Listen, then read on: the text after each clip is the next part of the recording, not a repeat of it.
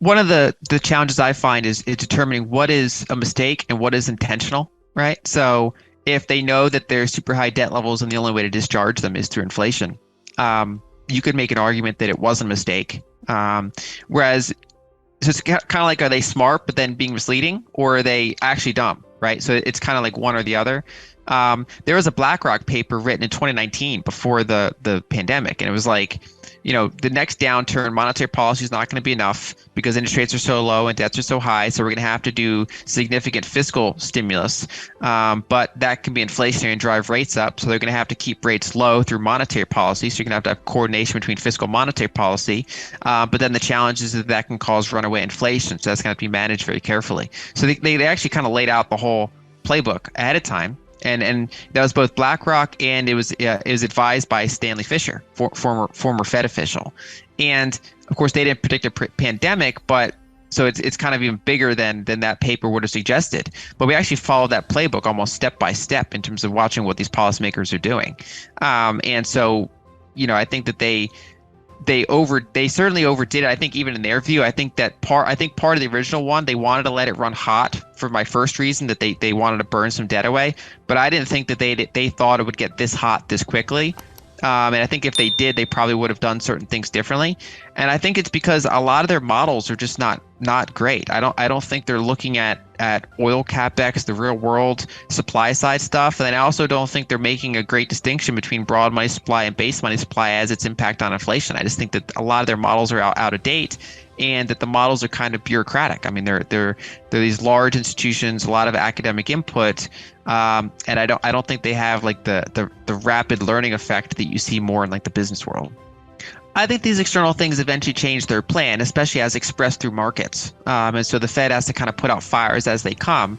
And so these events kind of, end up showing up in markets, which then ends up having to be the things that the Fed has to respond to. So, for example, they, in 2019, I bet none of them expected what they'd be doing in 2020 at the scale they were doing it at.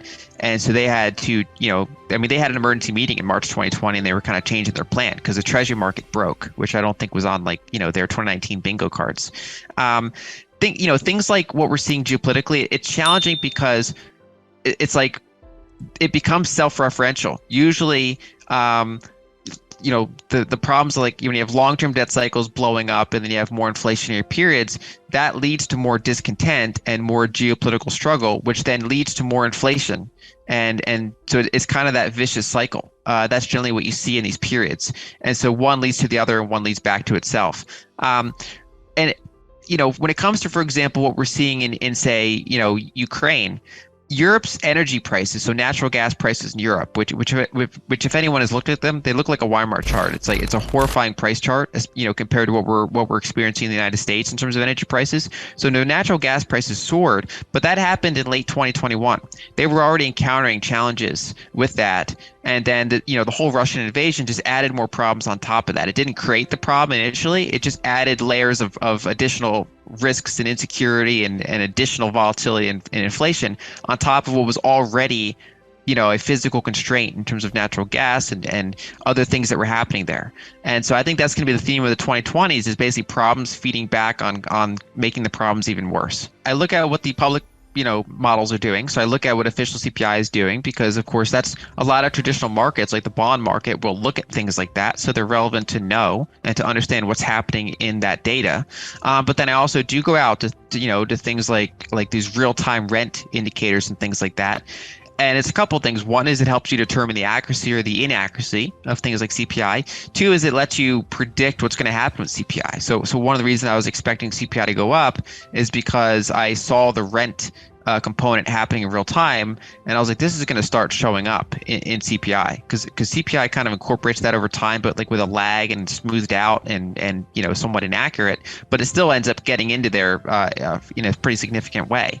And so I think that looking at that mix of things is super important, because the government statistics are important for traditional markets responding to them, and knowing how policymakers are going to try to respond to them and how they're going to signal around that. But then, those real world, faster time updating ones are super useful for accuracy. There's also things like, there's services that track what used car prices are doing. And it comes out, every couple weeks instead of, with a lag. And it's, in my view, pretty accurate. And like you said, there's really good rent indicators, things like that. So I think they can be effective in the near term, and I think to some extent they've already have been. They contributed to the housing market seizing up, for example. If you make financing costs a lot higher, that does impact companies' ability to get capital, consumers' ability to get capital, to borrow things, to buy assets, and to buy other things. And there's also like a wealth effect, right? So going into this period, U.S. household net worth was 6 times as high as GDP. It got up to 4.5 during the dot-com bubble. It got about the same height during the 2007 housing bubble, but going into this period, it was 6. It was 6 times. And so when the Fed is able to put downward pressure on asset prices by doing things like ending QE, doing some mild QT, trying to raise rates to a period of time, and if people see their asset prices going down pretty quickly, that can also change their discretionary spending levels. And so I think a lot of these things combined do impact demand in the near term. But the problem is that because the economy is so financialized, because there's so much debt in the system, and because the supply side is not really being fixed, especially like at the energy component of that specifically, it's kind of short-sighted in the longer term. That basically the only way out of this is improving the supply side.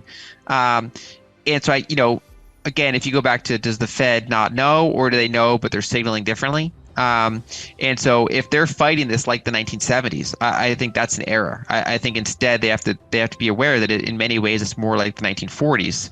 And so 1970s attempts are likely to backfire and just lead to more pain ahead. I think it's going to be I think we're going to have this inflation issue. I think is going to be something that reoccurs for a period of time. I think that they can cause a recession, and then you start to get problems in, say, the treasury market or things like that, and then they have to reverse course, and then it damages their credibility, and then they basically, ironically, by tightening, they can impact the supply side. They can make it hard to bring on new supplies of things that are short and contributing to inflation, and then therefore they can lead to even another inflation spike when they eventually have to reverse and turn dovish again. I think the problem itself goes back to the root of price controls. I don't think that they should be doing price controls.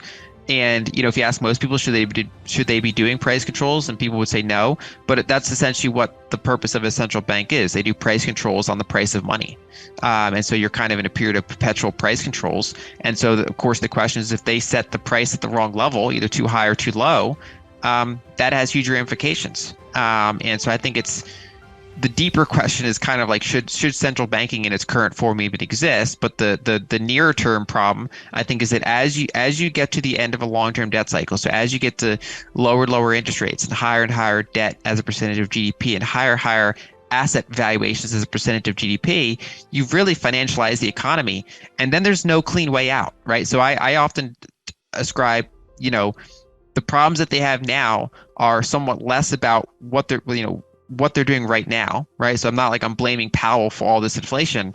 It's decades of kind of policy compounding, and then here it becomes a series of bad decisions, right? Are you going to choose one bad outcome, or are you going to choose another bad outcome because they've already kind of painted themselves